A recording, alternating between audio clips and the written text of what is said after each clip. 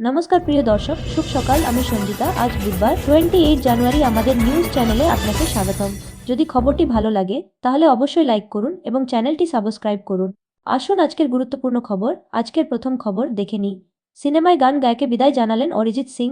গায়কের আচমকা ঘোষণায় চূড়ান্ত হতাশ অনুরাগীরা। মঙ্গলবাসরীয় সন্ধ্যায় সকলকে চমকে দিয়ে এমনই ঘোষণা গায়কের। তার কণ্ঠের জাদুতে বুধ আসমুদ্র হিমাচল।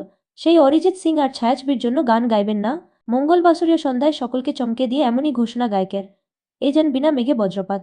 সোশ্যাল মিডিয়ায় তিনি লিখেছেন, সকলকে নতুন বছরের শুভেচ্ছা। শ্রোতা হয়ে আমাকে এত বছর ধরে ভালোবাসার জন্য আপনাদের ধন্যবাদ। আমি আনন্দের সঙ্গে ঘোষণা করছি যে এখন থেকে আমি আর নতুন কোনো কাজ করব না প্লে ব্যাক সিঙ্গার হিসেবে। আমি এটা থেকে সরে আসছি। যাত্রাটা ছিল সুন্দর। সেই সঙ্গেই তিনি আরও লিখেছেন, ঈশ্বর আমার প্রতি সত্যিই সদয় ছিলেন। আমি ভালো সঙ্গীতের একজন ভক্ত এবং ভবিষ্যতে একজন ছোট শিল্পী হিসেবে নিজে আরও শিখব ও আরও কাজ করব। আপনাদের সকলের সমর্থনের জন্য আবারও ধন্যবাদ। আমার কিছু অসমাপ্ত কাজ বাকি আছে, সেগুলো শেষ করব। তাই এই বছর আপনারা কিছু নতুন গান পেতে পারেন। এটা স্পষ্ট করে বলতে চাই যে আমি গান তৈরি করা বন্ধ করব না। স্বাভাবিকভাবেই এমন ঘোষণা মন খারাপ অনুরাগীদের। পরবর্তী খবর, মাদার অফ অল ডিলস। ট্রাম্পকে একঘরেজ করে ইউরোপের সঙ্গে মুক্ত বাণিজ্য চুক্তি। ভারতের চুক্তি সই হওয়ার পর প্রধানমন্ত্রী বলেন, ভারত ও ইউরোপীয় ইউনিয়নের মধ্যে এক বিরাট চুক্তি সই হয়েছে, যাকে বিশ্ব মাদার অফ অল ডিলস বলে উল্লেখ করেছে। শুল্কযুদ্ধ ও মার্কিন আগ্রাসনের মাঝেই ট্রাম্পের নাকের ডগায় ইউরোপীয় ইউনিয়নের সঙ্গে মুক্ত বাণিজ্য চুক্তি স্বাক্ষর করল Bharat. India EU trade deal.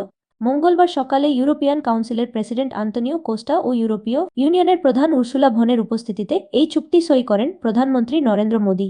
চুক্তি সই হওয়ার পর প্রধানমন্ত্রী বলেন, ভারত ও ইউরোপীয় ইউনিয়নের মধ্যে এক বিরাট চুক্তি সই হয়েছে, যাকে বিশ্ব মাদার অফ অল ডিলস বলে উল্লেখ করেছে। এখানে কূটনৈতিক মহলের দাবি, ভারত ও ইউরোপের এই চুক্তিতে কার্যত একঘরে হতে চলেছে আমেরিকা। ইউরোপীয় ইউনিয়নের সঙ্গে এই চুক্তি সই হওয়ার পর প্রধানমন্ত্রী নরেন্দ্র মোদী বলেন, ভারত ও ইউরোপীয় ইউনিয়নের মধ্যে এক বিরাট চুক্তি স্বাক্ষরিত হয়েছে, যাকে বিশ্ব মাদার অফ অল ডিলস বলে উল্লেখ করেছে। এই চুক্তি ভারত ও ইউরোপের নাগরিকদের জন্য এক বিরাট সুযোগ তৈরি করবে। পরবর্তী খবর, আনন্দপুর মৃত্যু পুলিশতে কাঠগড়ায় ও মোমোট কর্তৃপক্ষ দায়কার। উঠছে প্রশ্ন, দমকলের অনুমতি ছাড়াই আনন্দপুরের নাজিরাবাদে দিনের পর দিন ধরে মোমো তৈরির কারখানা চলছিল। দাহ্য পদার্থ থাকায় আগুনের গ্রাসে চলে কারখানাটি। আনন্দপুর মৃত্যু পুলিশতে কাঠগড়ায় ও মোমোট কর্তৃপক্ষ দায়কার।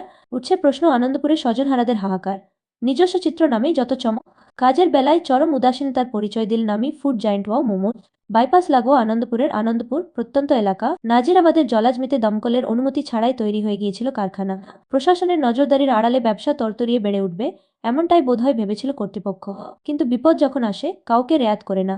পাশের গুদামে লাগা আগুন দ্রুত গ্রাস করে ফেলে ওয়াও মোমোর কারখানাকেও। কেড়ে নেয় 11টি প্রাণ।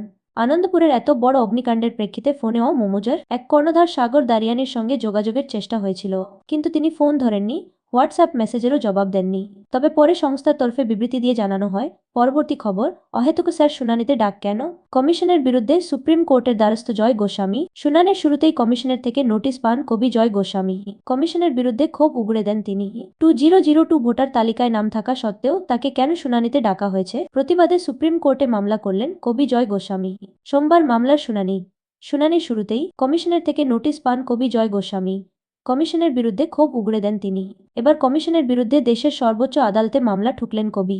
সুপ্রিম কোর্টে প্রধান বিচারপতি সূর্যকান্তের এজলাসে সংশ্লিষ্ট মামলাটি দায়ের করেছিলেন কবি জয় গোস্বামী। কবি ও তার পরিবারের সকলের এনুমারেশন ফর্ম জমা পড়েছিল যথাসময়ে। ছিল খসড়া ভোটার তালিকায় নামও। রয়েছে 2002 সালের ভোটার তালিকায়ও নাম। কিন্তু তারপরও শুনানিতে ডাক কেন? এই হেনস্থা সেই নিয়ে আগেই প্রশ্ন তুলেছিল কবির পরিবার। তার পরিবারের তরফে প্রশ্ন, জয় গোস্বামীর জন্ম কলকাতার শিশুমঙ্গল হাসপাতালে।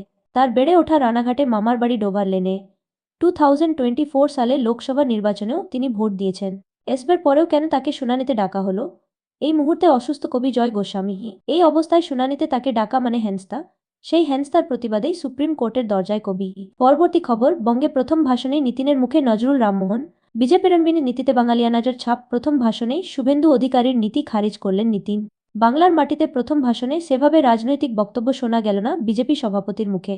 সদ্যই বিরোধী দলনেতা শুভেন্দু অধিকারী এক প্রকার দ্ব্যর্থহীন ভাষায় জানিয়ে দিয়েছেন, বিজেপি বঙ্গে লড়ছে শুধু হিন্দু ভোটের আশায়।